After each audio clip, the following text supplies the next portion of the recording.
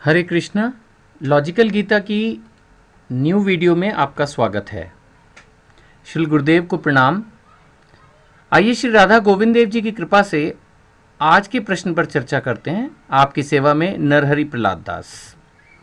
आज का हमारा प्रश्न है कि गीता कर्मों से संन्यास के बारे में क्या कहती है।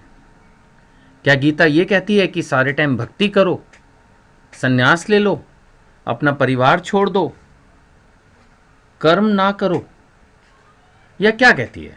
मतलब नेचुरली एक ही श्लोक में सारा जवाब तो नहीं मिल सकता है। अगर हम रियली समझना चाहते हैं कि भगवत गीता क्या कहती है तो बहुत सारे श्लोकों में अलग अलग ढंग से व्याख्याएं हैं कर्म के बारे में, और ज़्यादातर लोग जानते हैं कि गीता तो कर्म प्रधान है और ये चैप्टर भी कर्म योग का है।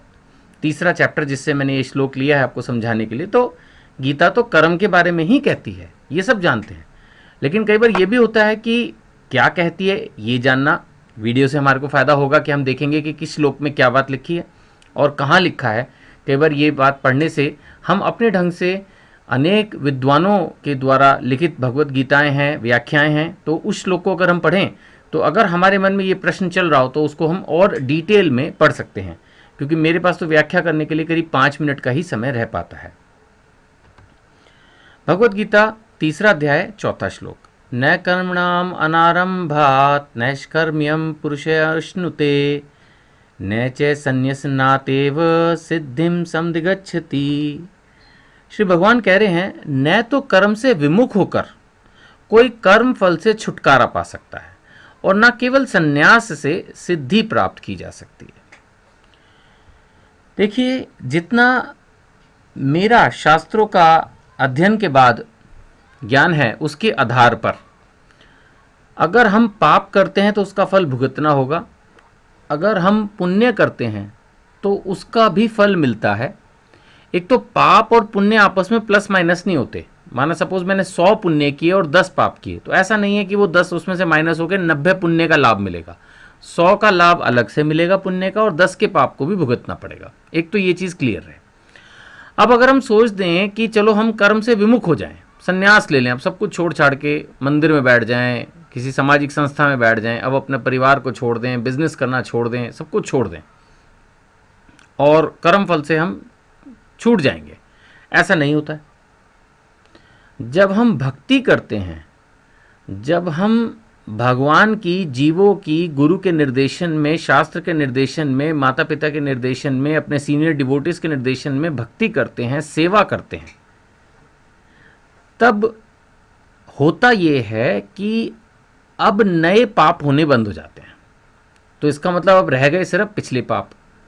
जब हम बहुत सेवा करते हैं, बहुत भक्ति करते हैं, तो भगवान प्रसन्न होकर उनमें से कुछ का फल कम कर देते हैं, चाहे वो पुण्य हो या पाप हो, तो वो जल्दी जल्दी खत्म होने लगते हैं। नए क्रिएट होते नहीं कर्म, क्योंकि हम भक्ति में कार्य करते हैं तो उनका कोई फल नहीं लगता, ना पॉजिटिव ना नेगेटिव, और जो पुराने थे उनका फल जल्दी जल्दी खत्म होने लगता है। तो इस तरह से बेसिकली हमें शुद्धि के बाद शांति मिलती है या मुक्ति मिलती है, जिसको कहेंगे।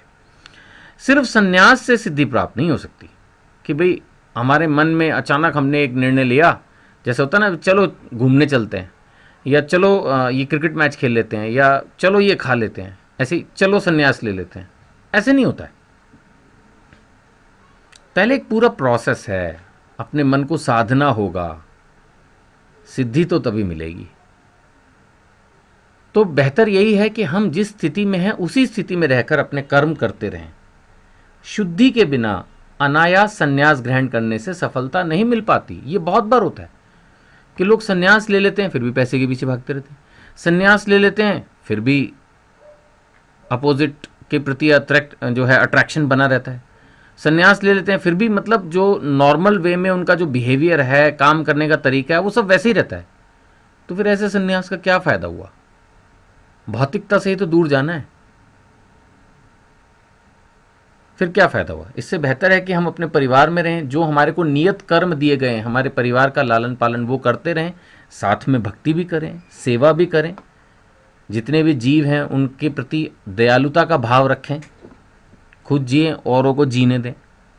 नहीं, हृदय की शुद्धि के बिना संन्यास सामाजिक व्यवस्था में उत्पात उत्पन्न करता है। यहाँ तक कहा जा सकता है इस बात को कि जब तक हम हृदय से शुद्ध नहीं हैं तब तक अगर हम संन्यास ले लेते हैं तो ये तो एक समाज में उल्टा अशांति पैदा करेगा।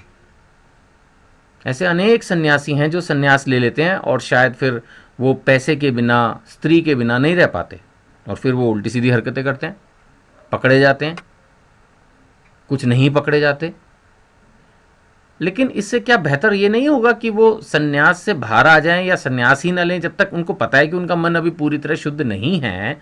तो उस सब में फंसने की बजाय एक नॉर्मल आम आदमी की तरह रहें और जितना कर सकते हैं करें, वो ज़्यादा अच्छा है। कम से कम कोई थू थू तो नहीं होगी, किसी का जीवन तो खराब नहीं होगा।